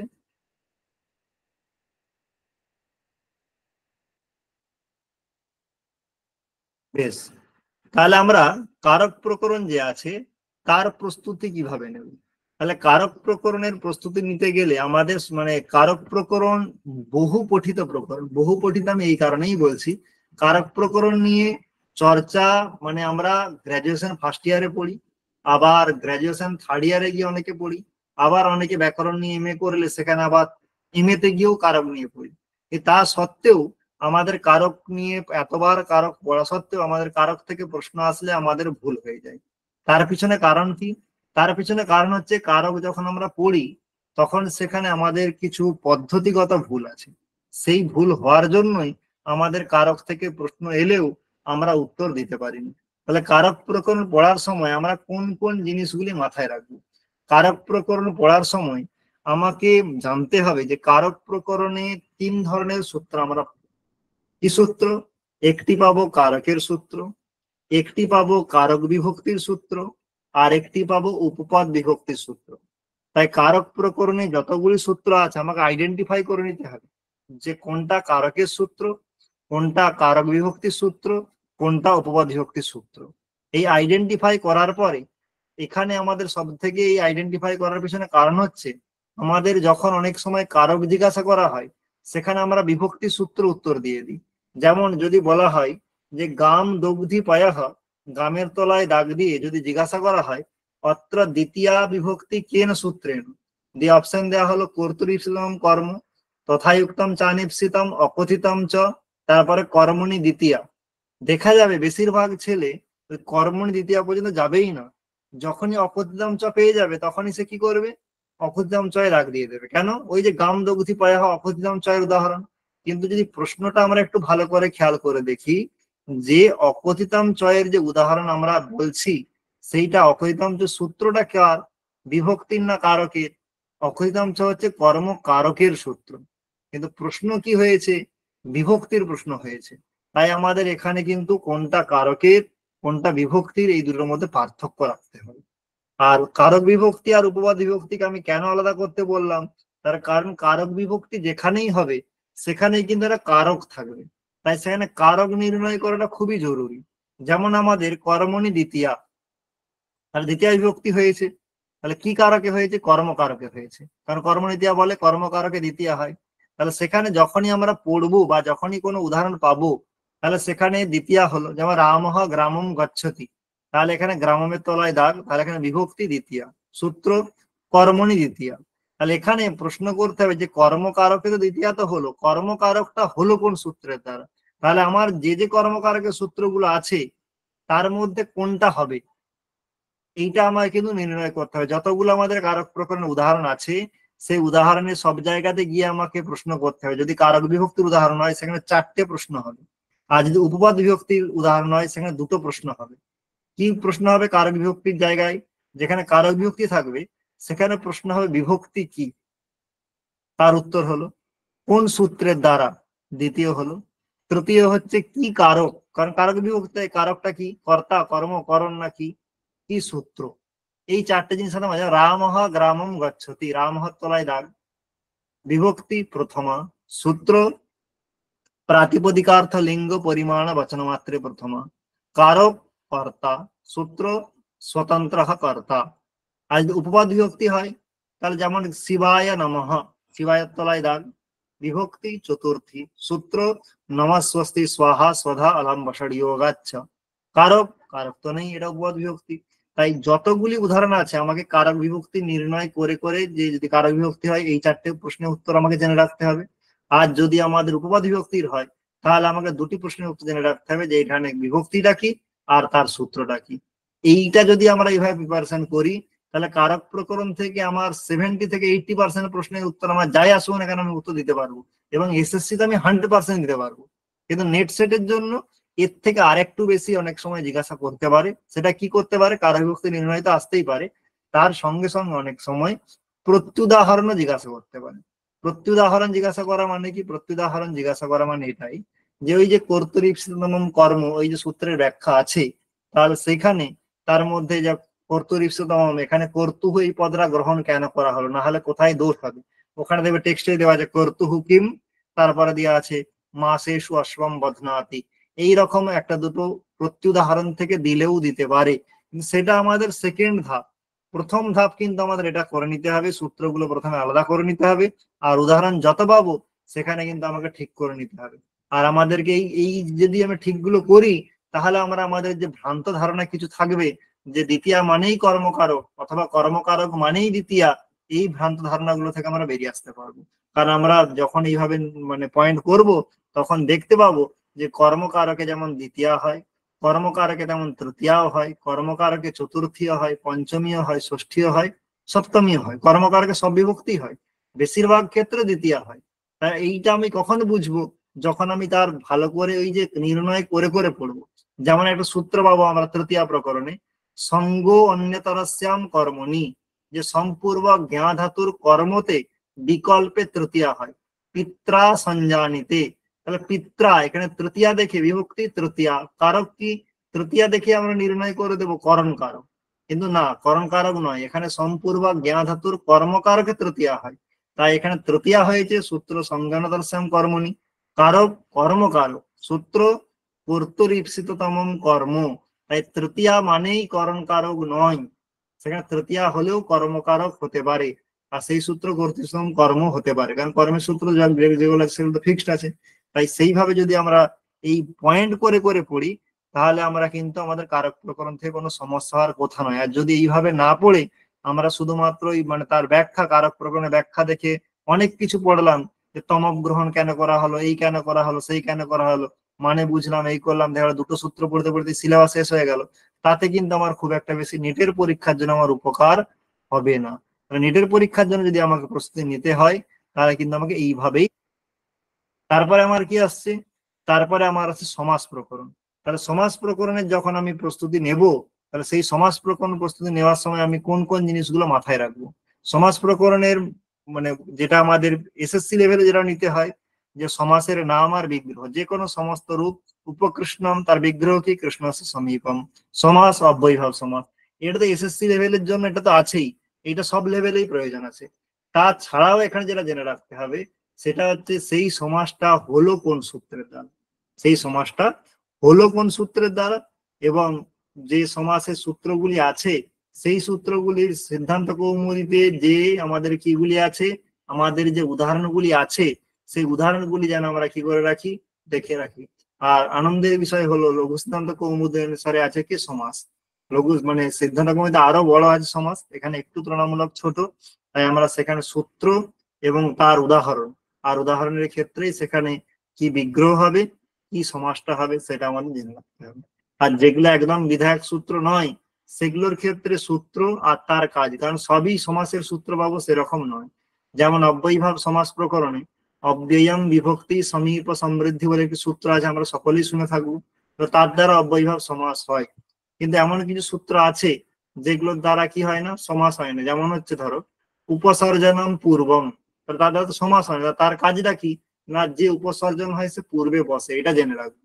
উপসর্জন কাকে বলে না, প্রথমা নির্দিষ্টম সমাস উপসর্জনম, না সমাজ শাস্ত্রে যে প্রথমা নির্দিষ্ট হয়, যার সঙ্গে প্রথম বিভক্তি থাকে, তাকে উপসর্জন বলে। তাহলে এখানে আমরা সূত্রের সামান্য অর্থ অথবা কাজটা জেনে রাখবো, যেই সূত্রগুলো সাক্ষাৎ সমাস বিধান করছে না, আর যেই সূত্রগুলো সমাস বিধান করছে, তাহলে সেই সূত্রগুলো এবং তার উদাহরণ আমরা এখানে মুখস্থ করব না, এখানে আমরা সেগুলো নোট করে এক জায়গায় আমরা বারবার রিভাইজ করব। যখনই বারবার রিভাইজ করবো আমাদের এমনিই মাথায় থেকে যাবে যে এই সূত্রের এই উদাহরণ আছে। আমাকে শুধু কি করতে হবে, রিপিটেশন করতে হবে। যে আমাকে মানে আমি যদি ওরকম করে মুখস্থ করতে শুরু করি, আমি কবে শেষ করব? মুখস্থ করার দরকার নেই, আমি যেগুলো বলছি সেইভাবে স্টাডি মেটেরিয়াল তোমরা নিজেরা নিজেরা রেডি করো, বিভিন্ন বই ঘেটে, একটু তো পরিশ্রম করতেই হবে। আর নেটের পরীক্ষা এটা একটা ভালো মাথায় রাখবে, যে কোনো বড় পরীক্ষা, সেই বড় পরীক্ষার প্রস্তুতি নেওয়ার মানে পদ্ধতি এরকম, তুমি যতটা করছো ভালো করে করো। এখন ধরে নাও আমি সামনের বারে নেট দেব, এখন আমার নেট আছে, ডিসেম্বরে নেট আছে, তাহলে আমার এখন সেপ্টেম্বর মাস চলছে, তাহলে আমার হাতে সেপ্টেম্বর, অক্টোবর, নভেম্বর, আমি ধরে নিলাম 3-3.5 মাস আছে। আমি যদি 3 মাসে পুরো সিলেবাস কভার করতে যাই, তাহলে দেখা যাবে কোনোটাই আমার ভালো করে পড়া হবে না। আমি কি করব, কিছু জিনিস ধরবো যেগুলোকে আমি ভালো করে করে পড়বো। আমার ধরে নেওয়া যাক ডিসেম্বর পর্যন্ত আমার 40% কি 50% সিলেবাস কভার হলো, বাকিটা কভার হলো না। দুঃখ করার কোনো ব্যাপার নেই, তুমি যেটা করেছো, যে পদ্ধতিতে বলা হয়েছে সেই পদ্ধতিতে তুমি যদি প্রস্তুতি নিয়ে 40% 50% সিলেবাস শেষ করে থাকো, তুমি সেটা নিয়েই পরীক্ষা দিতে যাও। তার পরের বারে যখন তুমি পরীক্ষা দিতে যাবে সেই মাত্রাটা তুমি বাড়াও। পরের যে সময়টা পেলে, এই যে 30-40% যেটা পেয়েছি বা আমার যেটা প্রিপারেশন নেওয়া হয়েছে, তাতে আমাকে আর বেশি সময় দিতে হবে না, কারণ এটা আমার অলরেডি প্রিপেয়ার্ড। তাহলে আমি আস্তে আস্তে আমার কি করব, আমার যে সিলেবাসের যে প্রিপারেশন আমি আস্তে আস্তে বাড়াবো। এর ফলে কি হবে, তার ফলটা হবে যে আমি এইবারে যদি আমার কোনো কারণে চান্স নাও থাকে, ক্রমশ আমার চান্সের পরিমাণ বাড়বে, কারণ আমার তখন সিলেবাসটা আমার আরো আয়ত্তে চলে আসবে। আর আমি যদি প্রতিবারে 100% সিলেবাস কমপ্লিট করতে যাই, তাহলে দিনের শেষে এরকম হবে যে আমি 3 মাসের মধ্যে পুরো সিলেবাস তো শেষ করা সম্ভব নয়। তাহলে এখানে একটু খামছি, ওখানে একটু খামছি, সেখানে একটু এরকম করে পড়বো, কোনোটাই ভালো করে পড়া হবে না। 3 মাস বাদ দিয়ে দেখবো যেখানে ছিলাম সেখানেই থেকে গেছি, কোনো পরিবর্তন হয়নি। তাহলে আমি যদি 2 বছরও নেট দিই, 2 বছর বাদ দিয়েও দেখা যাবে আমার নিট ফল 0 হয়ে যাচ্ছে। তাই আমাকে যদি ক্র্যাক করতে হয় এই পরীক্ষা, তাহলে যে কোনো, এই পরীক্ষা কেন, যে কোনো বড় পরীক্ষা ক্র্যাক করার উপায় এটাই, যে জায়গাটা করছো সেই জায়গাটা প্রথম ভালো করে নাও। ভালো করে নাও মানে বারবার রিভাইজ দিয়ে দিয়ে দিয়ে একটু আয়ত্ত করে ফেলো, 3-4 বার করে রিভাইজ দিয়ে দিয়ে তারপরে এগিয়ে যাও। এগোনোর পরে মনে হবে পিছনে জিনিসগুলো ভুলে গেছি, এইটা স্বাভাবিক। কিন্তু ভুলে গেছি মানে একদম মানে পুরোপুরি ভুলে যায়নি। যখন আমি অপশন দেখবো আমার ঠিক মনে পড়ে যাবে, কারণ যদি আমি 3-4 বার রিভাইজ দিয়ে থাকি তার একটা না হবেই। তার জন্য সেখানে আমাকে এগুলো নিয়ে আমার চিন্তা করার কোনো দরকার নেই যে আমি মনে হতে পারে আমি ভুলে গেছি, তাহলে আমি আবার কি এত বড় সিলেবাস কি করে হবে, এগুলো মনে হবে। কিন্তু যেহেতু এখানে 4টে অপশন চেনা, তাহলে সেই অপশনটা কিন্তু আমাদের মনে পড়বেই যদি আমি রিভাইজ করে থাকি। তাই আমার এই স্ট্র্যাটেজি সবসময় ফলো করতে হবে, যেখানটা পড়বো ভালো করে পড়বো। আর শাস্ত্রগুলো অবশ্যই আমি পড়ে পড়ে যে পদ্ধতিতে বলা হচ্ছে সেই পদ্ধতিতে আমাকে স্টাডি মেটেরিয়াল বানিয়ে নিতে হবে। যদি আমাদের গাইড থাকে সেক্ষেত্রে অনেক সময় বানিয়ে দেয় স্যার বা ম্যাডাম, যদি নাও থাকে তাহলে নিজেকে বানাতে হবে। সেখানে বানানো থাক বা না থাক আমাকে তো পড়তেই হবে, তাই আমাকে এটা করতেই হবে। তাহলে সেখানে আমার যে সমাস প্রকরণ যেটা আছে, তাহলে আমরা যেভাবে বললাম যে তার সেখানে সমাসের সূত্র এবং তার উদাহরণের ক্ষেত্রে বিগ্রহ আর সমাসের নাম, আর যেগুলো সমাস বিধান করছে না সেই সূত্রগুলোর কাজটা কি সেটা মাথায় রাখতে হবে। তারপরে আমাদের আছে তদ্ধিত প্রকরণ। তদ্ধিত প্রকরণ যখন পড়বো সেখানে আমরা কোন কোন বিষয়গুলো মাথায় রাখবো। তদ্ধিত প্রকরণে আমাদের দুটো জিনিস পাঠ্যে আছে, একটা হচ্ছে অপত্যাধিকার আর একটা আছে মত্বর্থীয়। তাহলে সেখানে অপত্যাধিকারের আমরা কি করে প্রিপারেশন নেব, তাহলে অপত্যাধিকারের প্রিপারেশন নেব যে অপত্যাধিকার বোঝার আগে তদ্ধিতের কিছু জেনারেল বিষয় আমাকে মাথায় রাখতে হবে। 1 নম্বর হচ্ছে যে তদ্ধিত প্রত্যয় যখন হয় তখন আদি বৃদ্ধি হয়। যেমন দশরথস্য অপত্যম দাশরথিহি, তাহলে দশরথের অপত্য দাশরথী। তাহলে এই যে দশরথ ছিল, এখানে দেখো দয়ের যে অয়ের জায়গায় আ হয়ে গেছে, তাহলে এখানে আদি যে স্বরবর্ণ তার বৃদ্ধি হয়ে যায়। তাহলে কোথায় কোথায় আদি বৃদ্ধি হয়, তাহলে সেখানে সেই জায়গাগুলো জেনে রাখতে হবে। যে সেটা ওখানে যখন তদ্ধিত পড়বে তোমরা সেখানে দেখতে পাবে গীত প্রত্যয়, নৃত প্রত্যয়, কিত প্রত্যয় থাকলে, মানে প্রত্যয় যদি উয়ার ইত হয়, মূর্ধন্য ইত হয়, মানে ইয় মূর্ধন্য ন আর কয়ের যদি ইত হয়, তাহলে সেখানে আদিবৃদ্ধি হয়। বাদ বাকি প্রত্যয়ের ক্ষেত্রে আদিবৃদ্ধি হয় না। তাই আদিবৃদ্ধি কখন হয় না হয় এটা একটু মাথায় রাখতে হবে। আর মাথায় রাখতে হবে তদ্ধিতে কোন প্রত্যয়ের জায়গায় কি আদেশ হয়। সেখানে দেখতে হবে ফয়ের জায়গায় আয়ন আদেশ হয়, ধয়ের জায়গায় এও আদেশ হয়, ক্ষয়ের জায়গায় ইন আদেশ হয়, ছয়ের জায়গায় ইও আদেশ হয়, আবার ঘয়ের জায়গায় ইও আদেশ হয়, ক্ষয়ের জায়গায় ইকো আদেশ হয়। তাহলে এই যে আদেশগুলো কার জায়গায় কি হয় কোন সূত্রের দ্বারা, তাহলে এটা আমাদের মাথায় রাখতে হবে। আর তার সঙ্গে আমাদের যখন অপত্যাধিকারের জন্য প্রস্তুতি নেব, সেইখানে আমাদের মাথায় রাখতে হবে যে অপত্যাধিকারে যে অপত্য আছে, অপত্য মানে যদিও নর্মালি সন্তান বলা হয়, সেখানে অপত্যের মধ্যে আবার ভাগ আছে। একটাকে অনন্তরাপত্য বলে, একটাকে গোত্রাপত্য বলে, একটাকে ইউবাপত্য বলে। তাহলে অনন্তরাপত্য, গোত্রাপত্য, ইউবাপত্য, তার একটু কনসেপ্টটা ক্লিয়ার করে নিতে হবে। তারপর অপত্যাধিকারে যে প্রত্যয়গুলো আছে, যে সূত্রের দ্বারা যে প্রত্যয় আছে, সেই সূত্রের দ্বারা যে প্রত্যয় হলো, সেই প্রত্যয়ের ফলে যে রূপটা হলো, সেই প্রত্যয়টা কোন অর্থে হয়েছে। অপত্যাধিকারে অনন্তরাপত্য অর্থে হয়েছে, গোত্রাপত্য অর্থে হয়েছে, না যুবাপত্য অর্থে হয়েছে, এইটা কিন্তু মাথায় রাখতেই হবে। কারণ যেমন দশরথস্য অপত্যম দাশরথী হয়, গর্গস্য অপত্যম আবার বলি গার্গ্যহ, বলি তো গর্গাদিভ্য ইয়াই, যে গার্গ্যহ রূপ হয়। তাহলে সেখানে যদি আমরা ভালো করে দেখি যে গর্গ থেকে ইয়াই প্রত্যয় যেটা হয় সেটা গোত্রাপত্য অর্থে হয়, কারণ গর্গাদিভ্য এই সূত্রটা যে ইয়াই প্রত্যয় সেটা গোত্র অর্থে বলেছে। তাই গার্গ হচ্ছে গোত্রাপত্য। আর অনন্তরাপত্য যদি হয় তাহলে যেমন দশরথস্য অপত্যম দাশরথী, তেমনি গর্গের অনন্তরাপত্য হচ্ছে গার্গিহি, গয়াকার গয়েরে ফস্যই বিসর্গ, দাশরথীর মতোই গোত্রাপত্য হলে তবেই গার্গে হয়। তাহলে এই যে ইহাই প্রত্যয় অপত্যার্থে নর্মালি বললেও সেটা কিন্তু মানে অপত্যের মধ্যে ওই যে বললাম ভ্যারাইটি আছে, তাহলে সেটা আমাকে নোটটা করে রাখতে হবে, যেটা অনন্তরাপত্য অর্থে, গোত্রাপত্য অর্থে, না যুবাপত্য অর্থে। আর সূত্র উদাহরণ, তার বাইরে আর কিছু নেই। আর মত্বর্থীয় প্রকরণ যখন পড়বো সেখানে কি মাথায় রাখবো, মত্বর্থীয় প্রকরণের শুরুর দিকে কিছু পুরাণ শব্দ আছে। পুরাণ শব্দ মানে প্রথম, দ্বিতীয়, তৃতীয়, চতুর্থ, অষ্টম, এই যে শব্দগুলো আছে পুরাণবাচক শব্দ, সেই শব্দগুলো থেকে কি প্রত্যয় হয়, একটাই ডট প্রত্যয় হয়, কিন্তু তাতে কি কি আগম হয়, কোথাও থুক আগম হয়, কোথাও মঠ আগম হয়, তাহলে কোথায় কি আগম হয় পুরাণবাচক শব্দ, সেটা একটু আমাদের খেয়াল রাখতে হবে। তারপরে মত্বর্থীয় প্রকরণে যে সূত্রটা শুরু হচ্ছে তদস্য অস্তি অস্মিনিতি মতুপ, সেইখানে গিয়ে মতুপ প্রত্যয় 6টা অর্থে হয়, ভূম, নিন্দা, প্রশংসা, নিত্যযোগ, অতিশয়ন আর সংসর্গ। তাহলে এই 6টা অর্থেই হবে। নর্মালি তদ্ধিত অর্থ কি অস্য অস্তি অস্মিন, যেমন ধনম অস্য অস্তি ধনবান, তাহলে এখানে এই যে ধনম অস্য অস্তি ধনবান, তাহলে এখানে কোনটা আছে, ভূম, নিন্দা, প্রশংসা না কি আছে, কারণ এর মধ্যে একটা থাকতেই হবে।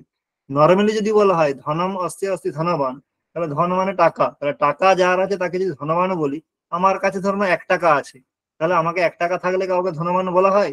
বলা হয় না। তাহলে কখন ধনবান বলা হয়, যখন অনেক টাকা থাকে। তাহলে এখানে তদ্ধিতটা ভূম অর্থে হয়েছে, ভূম মানে বহু, অনেক।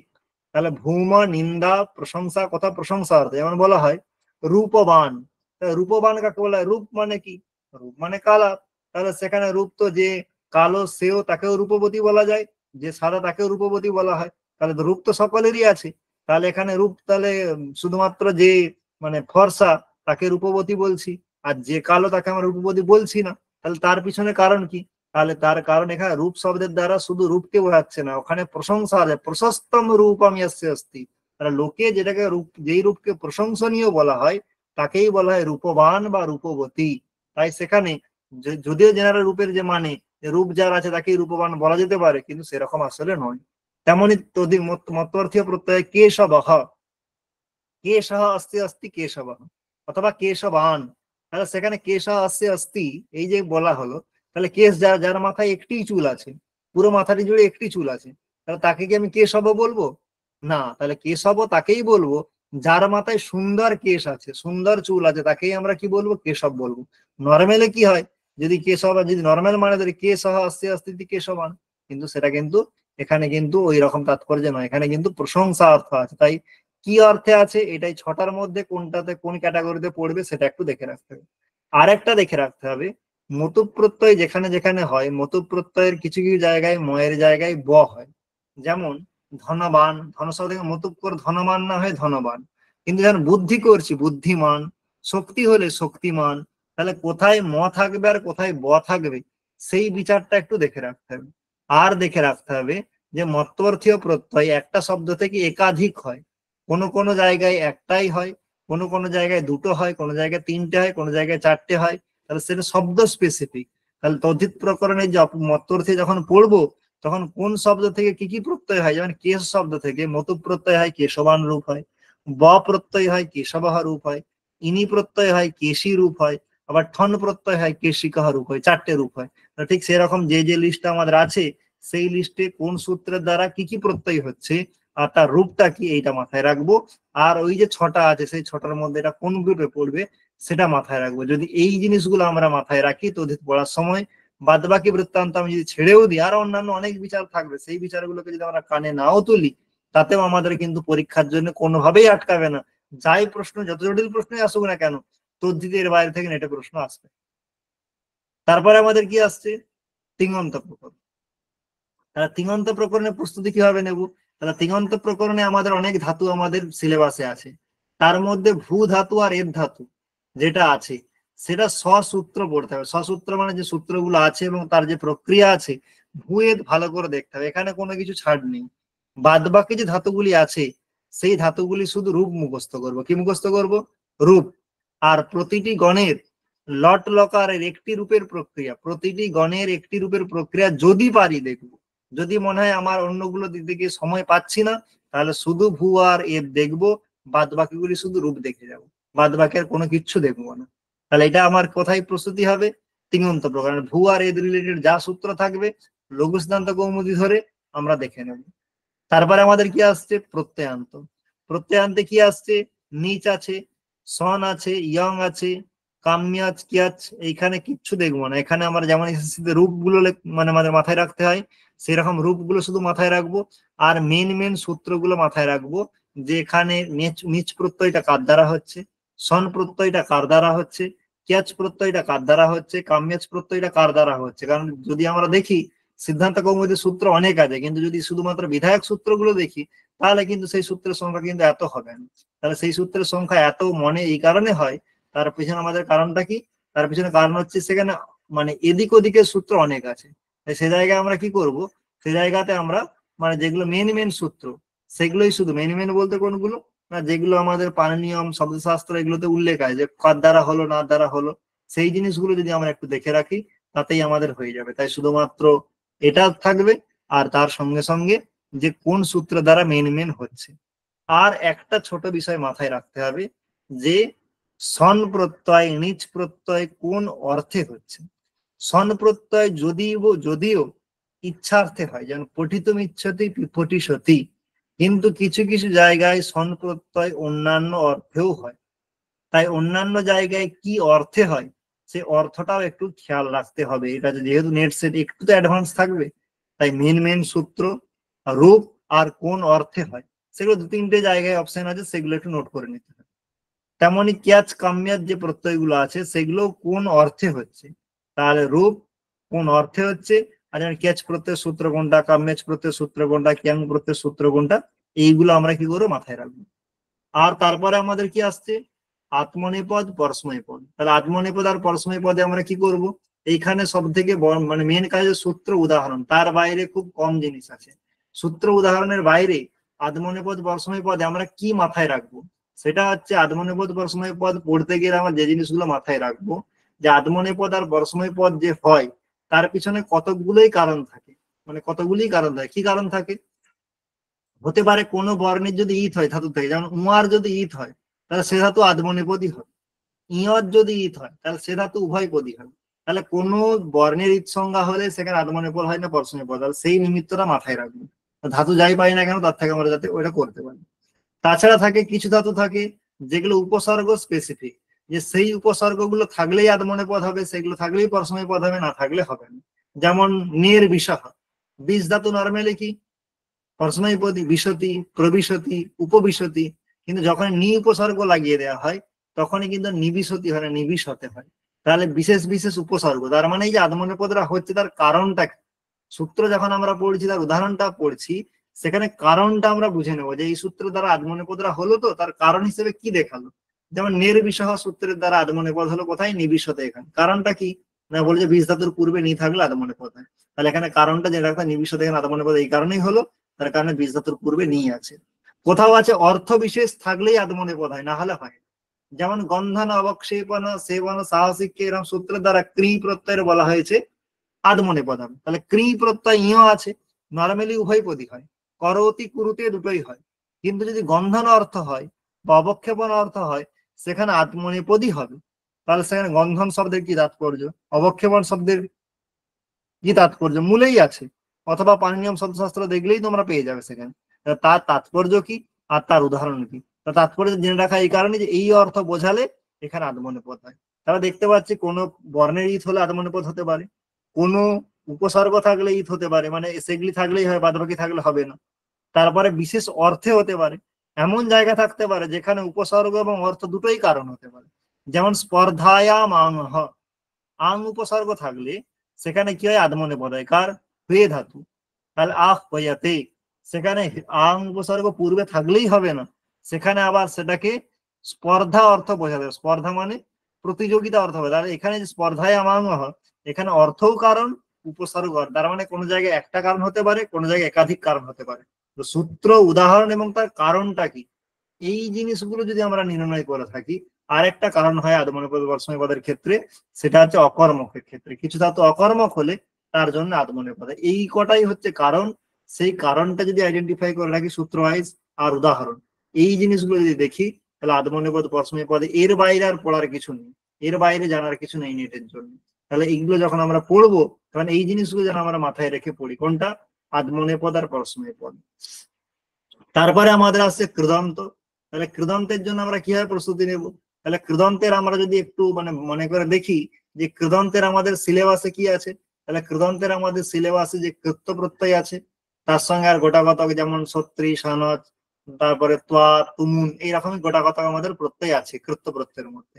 তাহলে সেইখানে আমাদের মেনলি যেটা যেমন তব্য তব্য অনিয়র, এখানে তো রূপ তো মানে সব ধাতু থেকেই তব্য তব্য অনিয়র হয়, আর দেখলে মোটামুটি বোঝাও যায়।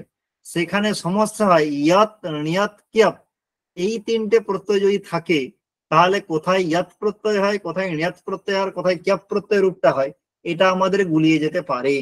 সূত্র অনুসারে মনে রাখতে পারলে তো সুবিধা, যদি নাও এটা মাথায় থাকে আমাদের এটা মাথায় রাখতে হবে যে ইয়াত প্রত্যয় নর্মালি সমস্ত স্বরবর্ণ অন্তে আছে এমন ধাতু থেকে হয়। স্বরবর্ণ অন্তে আছে এমন ধাতু, যেমন ভূ ধাতু, তাহলে ভূ ধাতু থেকে ইয়াত প্রত্যয় করে ভব্যম রূপ হয়। তাহলে গা ধাতু থেকে ইয়াত প্রত্যয় করে গেয়াম রূপ হয়, দা থেকে ইয়াত করে দেয়াম রূপ হয়। কিন্তু সেই ধাতুই তার অন্তে যদি রি অথবা ব্যঞ্জন বর্ণ থাকে তাহলে সেখানে নিয়াত হয়, রি হলো নিয়াত। আর ক্যাপ প্রত্যয় তার জন্য সূত্র ফিক্সড আছে, ধাতু ফিক্সড আছে, এটি স্তু শ্বাস ব্রি দ্রি জুস, এগুলো থেকে ক্যাপ প্রত্যয় হয়। বাদ বাকি দু চারটে রেয়ার যেগুলো হয় সেগুলো মেন মেন সূত্রেই বলা আছে যে এইখানে নিপাতের ফলে এই রূপটা হয়। তাহলে সেই সূত্রগুলো যখন তোমরা পড়বে, সেই সূত্রে যেই পদগুলো আছে সেগুলো তো তোমরা সেখান থেকে পেয়ে যাবে, এই পদরা এটা আছে, এই পদরা এটা আছে। প্রবলেম কোনটা, যেটা উদাহরণে নেই সেটাখানেও যদি প্রত্যয় নির্ণয় করতে দিয়ে দেয় যে এই শব্দে কি প্রত্যয় আছে, তাহলে সেখানে কিভাবে নির্ণয় করবে, তাহলে সেখানে দেখবে ধাতু দেখবে, যে ধাতু যদি রিকারান্ত বা ব্যঞ্জন বর্ণান্ত হয় তাহলে নিয়াত প্রত্যয় হবে। যদি ধাতু বাদ বাকি অন্য স্বরবর্ণ রি বাদ দিয়ে যে কোনো স্বরবর্ণ অন্তে থাকে তাহলে সেখানে ইয়াত প্রত্যয় হবে। আর এতি স্তু শ্বাস ব্রি দ্রি জুস এদের মধ্যে যদি কেউ থাকে তাহলে সেখানে ক্যাপ প্রত্যয় হবে। আর তব্য অনিয়ারের মধ্যে বাস্তব্য বলে একটি রূপ আছে, সেই বাস্তব্য রূপটি কিসে হয়, বাস্তব্য রূপটিতে তব্যত প্রত্যয় হয়। বাস্তব্য রূপটিতে তব্যত প্রত্যয়, বাদ বাকি জায়গায় তব্য শব্দই হয়, কিন্তু একমাত্র বাস্তব্য যে রূপটা সেখানে শুধুমাত্র তব্যত প্রত্যয় হয়, তব্য প্রত্যয় হয় না, এটা এক নম্বর মনে রাখবে। আর দু নম্বর হচ্ছে এই যে তব্য অনিয়র এই যে প্রকরণটা আছে, নর্মালি কৃত্য প্রত্যয় ভাব বাচ্চে আর কর্ম বাচ্চে হয়, মানে ভাব অর্থে অথবা কর্ম অর্থে, অনেক সময় অর্থ জিজ্ঞাসা করে যেখানে কি অর্থে হয়েছে, ভাব বাচ্চে না কর্ম বাচ্চে, নর্মালি হলে ভাব না হলে কর্ম। একমাত্র বাস্তব্য হয় এখানে আছে যেখানে কর্তা অর্থে কি প্রত্যয় হয়েছে, তব্যত প্রত্যয় হয়েছে। তাই এখানে আমরা কি আমরা রাখবো যে কোন প্রত্যয়টা যাতে আমি নির্ণয় করতে পারি। তাহলে সূত্র যদি আমি পড়ি, সূত্রের ব্যাখ্যাটা আমরা দেখলেই বা মানেগুলো অল্প করে জানলেই কোথায় কি প্রত্যয় হবে বুঝে যাবো, তাহলে উদাহরণ তার থেকে আমাদের সংগ্রহ হয়ে যাবে। এবার আমার যেটা মাথায় রাখতে হবে অর্থ আর প্রত্যয় নির্ণয়, মানে কোন অর্থে প্রত্যয়টা হচ্ছে, আর এখানে কি প্রত্যয় আছে, যদি শব্দ দিয়ে দেয় তাহলে সেখানে কি প্রত্যয় আসছে, তার মধ্যে বাস্তব্যটা একটু বিশেষ করে মাথায় রাখতে হবে। আর বাদ বাকি জায়গাগুলি সূত্র আর উদাহরণ, তার বাইরের বিশেষ কিছু এখানে মাথায় রাখার মতো কিছু নেই। তারপরে আমাদের কি আসছে, মহাভাষ্য। তাহলে মহাভাষ্য, এর যে মহাভাষ্যের প্রিপারেশন কিভাবে নেব, তাহলে মহাভাষ্যের সত্যি কথা বলতে মহাভাষ্যের কোনো সাজেশন হয় না। মহাভাষ্যে যে পস্পসান্নিক আছে পুরো লাইন ধরে ধরে বাংলা মানে পড়তে হবে, এর বাইরে কিছু নেই, কারণ মানে পস্পসান্নিকের প্রতিটি লাইন থেকে প্রশ্ন হতে পারে।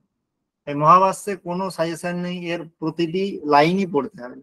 আর বাক্যপদীয় যেটা আমাদের একটু বেশি কঠিন মনে হয়, সেজন্য আমি বাক্যপদীয় পুরোটা পড়ার দরকার নেই, বাক্যপদীর কিছু জায়গা আছে যেগুলো মেন মেন জায়গা, সেগুলো যদি তোমরা একটু মাথায় রাখো তাহলে মোটামুটি এর থেকেই তোমরা বাক্যপদী থেকে প্রশ্ন পেয়ে যাবে। সেটা হচ্ছে শব্দ ব্রহ্ম স্বরূপ, মানে শব্দ যদি দেখো বাক্যপদী যখন পড়বে, প্রথম যে 40টা শ্লোক আছে, 40টা কারিকা, তার মধ্যে একটাও বাদ দেওয়া যাবে না, প্রথম 40টা কারিকা পুরো পড়তে হয়, সেখানে কোনো ইয়ে করা যাবে না। তার মধ্যে দেখবে শব্দ ব্রহ্মের স্বরূপ চলে আসবে, ব্যাকরণের প্রয়োজন চলে আসবে, প্রমাণ মানে সেখানে অভ্যাস প্রমাণ অদৃষ্ট প্রমাণ এগুলো সব চলে আসবে, অনুমানের দুর্বলতা, অনুমান প্রমাণ যেমন বলে হস্তস্পর্শা দিবান্ধীন বিনিপাত ও সুদুর্লভ, যে হচ্ছে অনুমান প্রমাণ অবলম্বন করে যায় আর বিনিপাত দুর্লভ, মানে অনুমান দুর্বল কেন, আগম কেন সবল, এই নিয়ে যে চর্চাটা আছে 40টার মধ্যেই চলে যায়। তারপরে আমাদের যেটা মাথায় রাখতে হবে, শব্দের উৎপত্তি বলে একটা ব্যাপার আছে। শব্দের উৎপত্তি একদল বলে বায়ুর থেকে হয়, একদল বলে অনুর থেকে হয়, একদল বলে জ্ঞানের থেকে হয়। তাহলে সেই শব্দের উৎপত্তি জিনিসটা একটু মাথায় রাখতে হবে। আর হচ্ছে সেখানে ধ্বনি যে আছে, ধ্বনির মধ্যে মানে তোমার বৈকৃত ধ্বনি কি, প্রাকৃত প্রাকৃত ধ্বনি কি, এই চর্চাটা একটু মাথায় রাখতে হবে। আর তার সঙ্গে সঙ্গে সংজ্ঞা সঙ্গী, যে সংজ্ঞা কাকে বলবো, সঙ্গী কাকে বলবো, এইটা নিয়ে একটু মাথায় রাখবে। আর একটা জায়গা আছে যে শব্দ যে আমরা উচ্চারণ করি সেখানে আমাদের ইন্দ্রিয়ের কি করা হয়, মানে কার সংস্কার করে, ইন্দ্রিয়ের সংস্কার করে, না মানে আমাদের যে বাকযন্ত্র আছে সেই বাকযন্ত্রে আমাদের ইন্দ্রিয়ের যে সাহায্য করে, না কার সাহায্য করে, সেখানে সাহায্য করা নিয়ে একটা প্রকরণ আছে, সেখানে কার পরিবর্তন হয়, সেখানে সেই যে প্রকরণটা আছে ওটা একটু দেখতে হবে। আর একদম শেষে গিয়ে অপভ্রংশের একটা প্রকরণ আছে, অপভ্রংশ কাকে বলবো, তার ওই 7-8টার মতো শ্লোক বা কারিকা আছে। এই জায়গাগুলো যদি দেখা হয় তাহলে বাক্যপদী এর থেকে এর বাইরে আর কি আসবে না, কোনো জায়গা আসবে না, তাহলে মাঝখানে অনেকটা অংশ আমরা ইগনোর করতে পারি। ঠিক আছে, তাহলে আমার পক্ষ থেকে এতটাই, মানে যেভাবে তোমরা প্রস্তুতি নিতে পারো। এরপরে যদি তোমাদের কারো কোনো প্রশ্ন থাকে সংক্ষেপে, তাহলে 2-4টে প্রশ্ন নিয়ে নেব। স্যার ধ্বনি থেকে কি কি বললেন? ধ্বনির বললাম প্রাকৃত ধ্বনি আর বৈকৃত ধ্বনি। ধ্বনি দুটো ভেদ আছে, এখানে প্রাকৃত ধ্বনির স্বরূপটা আর বৈকৃত ধ্বনির স্বরূপটা, মানে মূল বাক্যপদী যেটা আছে তার বাংলা অর্থটা, ব্যাখ্যার কোনো প্রয়োজন নেই।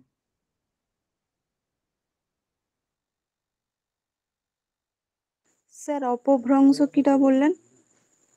অপভ্রংশ বললাম বাক্যপদী এর শেষে দেখবে, একদম শেষের 7-8টা শ্লোকে অপভ্রংশের স্বরূপ, মানে অপভ্রংশ কাকে বলবো আর কাকে বলবো না সেই নিয়ে বিচার আছে, সে অপভ্রংশের বিচারটা একটু দেখতে হবে।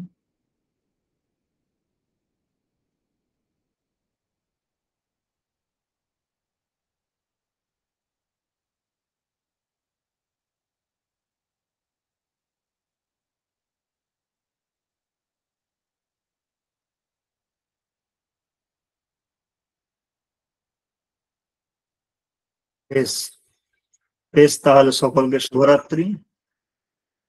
ব্যাকরণের বইগুলো কোন লেখকের নেব, আমি যখন যখন যে অংশে এসছে আমি তখন তখন তোমাদের বলেই দিলাম যে ইতিহাস বাদ দিয়ে বাদ বাকি বাংলার জন্য পাণিনিয়ম শব্দশাস্ত্র, আর মানে বাদ বাকি সিদ্ধান্ত কৌমুদী থাকলে সিদ্ধান্ত কৌমুদী তার মূলের বঙ্গানুবাদ, আর লঘু সিদ্ধান্ত কৌমুদী থাকলে লঘু সিদ্ধান্ত কৌমুদীর বঙ্গানুবাদ, মানে মূলের বঙ্গানুবাদ, এর বাইরে কোনো কিছু নয়। যে কোনো বই ফলো করতে পারো, কোনো অসুবিধা নেই, কিন্তু যাই ফলো করো না কেন, যে বই আমি যে পয়েন্ট গুলো নোট করতে বললাম সেই পয়েন্ট গুলো কিন্তু নোট করতে হবে, তা তুমি যেই বই পড়ো।